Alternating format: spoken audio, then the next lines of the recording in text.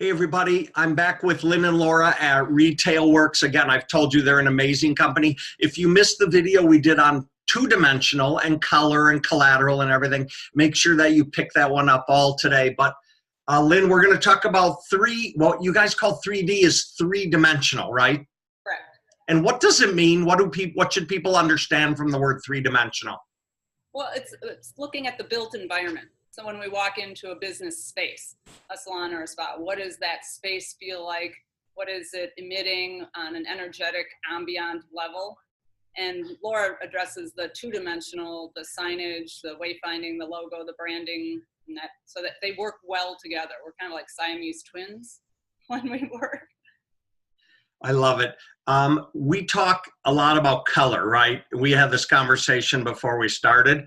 So I just want to show you guys and everyone, I wonder if you can see this or not, but I have now it's not showing. There was an amazing rainbow in Palm Springs. It rained here for the last 2 days. So when you get an inch of rain and there's literally nowhere for the water to go, it seems like you're getting 10 inches of rain.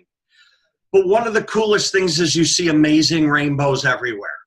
So, and this story's going somewhere. Everybody loves looking at color, right? This is why you love looking at the sunrise. You love looking at the sunset. Rainbows are amazing. So tell me how color fits into a three-dimensional conversation. Okay, so color is the most powerful, probably with lighting, the most powerful element of design that we work with. And that's because we react to color both on a physiological, immediate physiological level, and then a learned psychological level. And we can basically divide color into two different groups. We have the cool colors, which are blue, green, and violet. And those are very calming. So oftentimes in the salon and spa industry, particularly medical spa industries, will use those colors to help calm people. And then the more energetic colors are the warmer colors, so red, orange, and yellow, with red being the strongest, most powerful of all of the colors.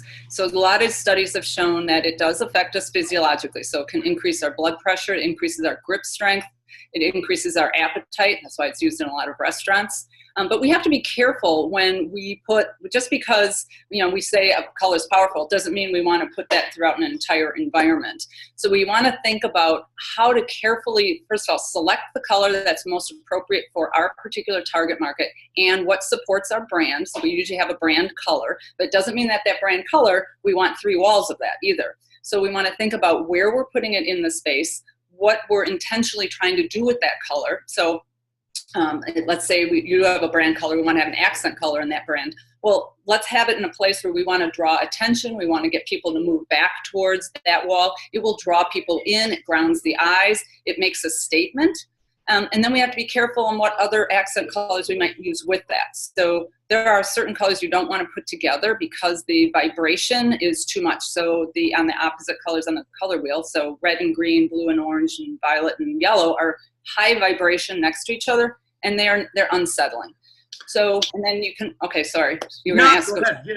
You're making me think about a lot of stuff, but one of the things you just mentioned made me think that this is a science, right? This isn't guesswork, right? If you're running a facility or you're remodeling or something, it's really critical you understand two-dimensional and three-dimensional as it relates to colors and your collateral and everything you're doing, right? There's no, oh, I like that color, let's just use that one. Right, no, let's get over that right away. I don't care what color you like, it's what color is going to work best in your environment to affect your target market and the customers that walk in your front door.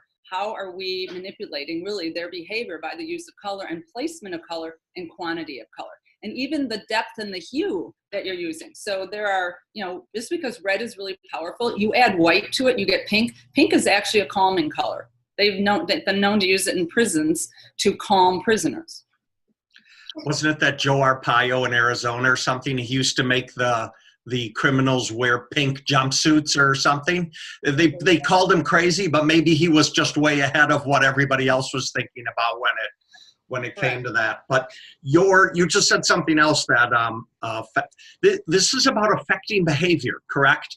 We're trying to change people's behavior, which is why the colors are so soft when you go into a spa or salon. Correct. Right, and actually, you can, depending on the color and the lighting level, you will affect the way the way they talk in a space. So if you have quiet lighting and you have quiet colors, people will come in, they actually will lower the tone of their voice. And then again, in spas, we're trying to create that. And I often talk about the spa environment where you have people that are in the frenetic outside, they come in, and in the first 8 to 10, 15 feet, we have this transition zone, and it needs to be the compression zone where we kind of are transitioning from the chaotic outside to what's about to happen and what the services are. And then you have another 20 feet where now you're going to interact with a receptionist or a general manager or a spa specialist.